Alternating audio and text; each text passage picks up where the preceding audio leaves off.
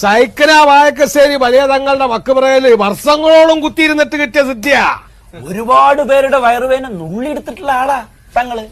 നുള്ളിയെടുത്തോ? ആ നുള്ളിയെടുക്കുക എന്ന് വെച്ചാ പിച്ചെടുക്കുക. എന്താ സഹോദരിയുടെ പേര്? മണ്ടോദരി. മണ്ടോദരി. വേദന തുടങ്ങിയിട്ട് എത്ര നാളായി? കുറച്ചു കാലമായി. വേദന തുടങ്ങണതിന് മുമ്പ് രാത്രി സമയങ്ങളിൽ ഒറ്റക്ക് സഞ്ചരിച്ചിട്ടുണ്ടോ? ഒരു തവണ അശോകന്റെ വീട്ടിൽ പോയിട്ടുണ്ട്. ഷെടി പുളി തീർന്നപ്പോ പുളി മേടിക്കാൻ പോയതാ. വായിച്ച് എന്ത് അന്തിപ്പാതന നേരത്ത് പുറത്തിറങ്ങി നടന്നപ്പോ ശരീരത്തിനകത്ത് സൈതാനത്ത് കയറി കുത്തിരിക്ക. അൽഹംദുലില്ലാ. എന്താ ഈ പറയുന്നത്? അൽഹംദുലില്ലാ എന്ന് പറഞ്ഞ ദൈവത്തിന് സ്തുതി എന്നാണ്. സൈത്താൻ കയറിയന് ദൈവത്തിന് സ്തുതിയാ പറയാ. എന്റെ ക്രിസ്ത്യനാ, വർഷങ്ങളായി എന്റെ കൂടെ നിന്ന് ഇപ്പൊ എല്ലാം പഠിച്ച്. പക്ഷെ അത് ഇവിടെ പറയണ്ട, അത് പറയാൻ ഞാനുണ്ട്. ആ സൈത്താനെ പുറത്തെടുക്കണം, എന്നാലേ വേദന മാറൂ. എന്നാലേ വേദന മാറും. അല്ല, ഈ കുലിക്കോയുടെ വീടല്ലേ? കുലിക്കോയ എന്റെ വാപ്പയാണ്. എന്നോട് ആരുടെ ഇപ്പൊ എന്റെ ഉമ്മത്തേക്ക് ഇങ്ങോട്ട് കയറി വരാൻ പറഞ്ഞേ. അയ്യോ ചേട്ടാ, ദേഷ്യപ്പെട്ട ഞങ്ങളെ കടയില് ചോദിച്ചപ്പോ അവരാ പറഞ്ഞു കുലിക്കോയുടെ വീട്. കടയിൽ ഓന്റെ അടുത്തുനിന്ന് സാധനം മേടിക്കാത്തോണ്ട് പറഞ്ഞാൽ എന്റെ പേര് കോയാന്നാണ്. കുലിക്കോയായിട്ട് വന്നേക്കണ. കാണണമെങ്കിൽ ഗേറ്റ് തുറന്ന് ഇങ്ങോട്ട് തന്നെ വരണ്ടേ? ഗേറ്റ് തുറന്ന് ഇങ്ങോട്ട് വരണ വെച്ചിട്ടുണ്ടെങ്കിൽ എന്നോട് ചോദിക്കണേ. എന്നോട് ചോദിച്ചിട്ടോടെ എന്തപ്പോ ഇങ്ങടെ ആവശ്യങ്ങൾ പെടുന്ന വരുന്നേ? ഞങ്ങള് വില്ലേജ് ഓഫീസിൽ നിന്ന് വരികയാണേ. എന്താ വില്ലേജ് ഓഫീസർക്ക് ഇന്തോടെ? അല്ല, അതെ, ഈ ഒറ്റത്തവണ നികുതി അടയ്ക്കുന്ന കാര്യം സംബന്ധിച്ച് സംസാരിക്കാൻ വേണ്ടി വന്ന. ഒറ്റ തവണ എന്റെ ഉമ്മത്തേക്ക് കൊണ്ട് കയറിയ നിങ്ങളുടെ കാലിന്റെ കൊട്ടി തല്ലി മുറിക്കേണ്ടാണ് ഞാൻ.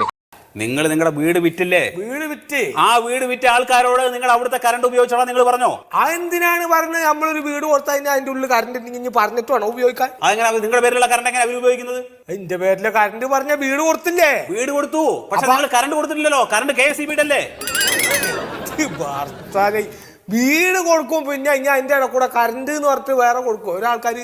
ഇലക്ട്രിസിറ്റി ബോർഡിൽ വന്നിട്ട് നിങ്ങൾ പറയണം, എന്നിട്ട് നിങ്ങളുടെ പേരിലുള്ള കറണ്ട് അവരുടെ പേരിലേക്ക് ആക്കണം, എന്നാലേ അവർക്ക് ഉപയോഗിക്കാൻ പറ്റൂ. അല്ലാണ്ട് നിങ്ങളുടെ കറണ്ട് അവർക്ക് ഉപയോഗിക്കാൻ പാടില്ല. ചുരുക്കത്തില് സർക്കാരിന്റെ കറണ്ട് നിങ്ങളും കെട്ടു, നിങ്ങളുടെ വീട് വാങ്ങി അവരും കെട്ടു. കട്ടൂന്ന് പറയുമ്പോഴാണ് മനസ്സിൽ എന്താ സാറപ്പത് കട്ടെടുത്തോണ്ട് വല്ല തേങ്ങ മാങ്ങയാണ് കറണ്ട് ഉപയോഗിച്ചതിന് നിങ്ങൾ 20,000 രൂപ ഇവിടെ അടയ്ക്കണം.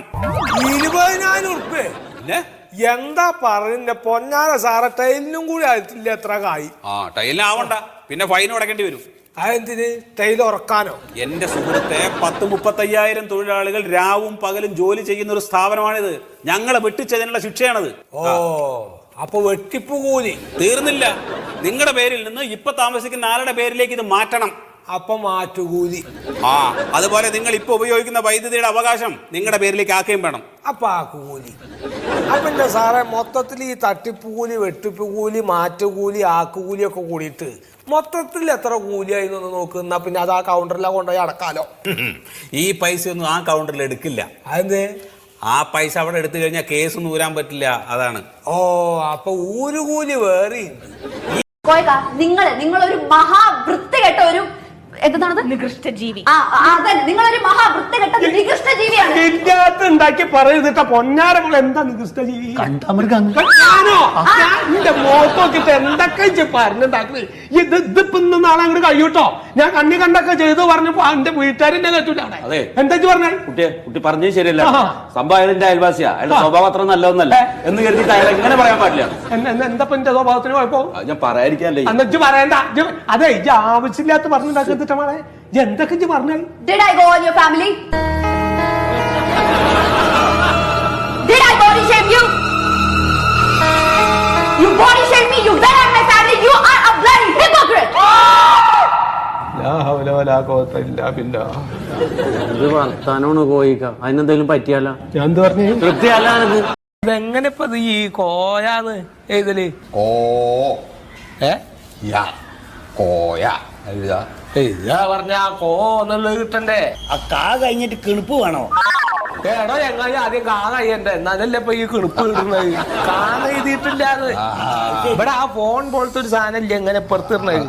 ഇങ്ങനെ വട്ടം ഇങ്ങനെ അത് എഴുതിയിട്ടുണ്ട് ഞാൻ. കാ എങ്ങടാ എഴുതിണ്ടെന്ന് കിട്ടണില്ലാന്ന്. ഇങ്ങനെ ഒരു ഇടങ്ങ് പിടിച്ചൊരു അസര. ആ ജാതി പേരെന്റെ വാപ്പക്ക് ഇട്ടേക്കണത്. 62-ലാണ് എന്റെ ഗൾഫ് യാത്ര സൗദിയിലേക്കേ. അന്നത്തെ പോക്ക് എന്നൊക്കെ പറഞ്ഞ ഈ മച്ചുവേല് പോയിട്ട് അവിടുന്ന് കടലിലേക്ക് എടുത്ത് അങ്ങോട്ട് ചാടണം. പിന്നെ കിട്ടിയാ കിട്ടി പോയാ പോയി. പിന്നെ നീന്തി കയറണ്ടേ. അന്നാണ് നമ്മുടെ യൂസുവിന്റെ ഒക്കെ വരവ് അവിടേക്ക്. ശരി, നമ്മുടെ പാടത്തെ യൂസഫ്. ഏത് വാർത്ത യൂസുഫ്? ഏടാ യൂസഫ് അലി. തുടങ്ങിയാലോ എന്നാല് അത് തുറക്കാൻ പോവാ. തുടങ്ങാം. ആ തലയിലൊരു തട്ടെടുത്തിട്ടാണ് ടിവിയിലൊക്കെ വരണ്ടല്ലേ. പൊട്ടു കുത്തിണ്ടോ? എന്നാ വേണ്ട. ഇപ്പോഴും സാർ എങ്ങനെയാണ് ഈ പ്രശ്നം പരിഹരിച്ചെന്നുള്ളത് പറഞ്ഞിട്ടില്ല. കണ്ട ആണുങ്ങൾ ഇരിക്കുമ്പോ ഇജ്ജെന്താ നാക്കിട്ട് ചലക്കണം? ഇജ്ജൊരു പെണ്ണല്ലേ? അങ്ങനെ വെറുതെ പറഞ്ഞിട്ട് കാര്യമില്ല. എന്ത് പരിഹാരമാണ് കണ്ടുപിടിച്ചെന്ന് ഞങ്ങളും കൂടെ അറിയണമല്ലോ. എന്റെ പൊന്നു പെങ്ങളെ. എന്റെ ആങ്ങളെ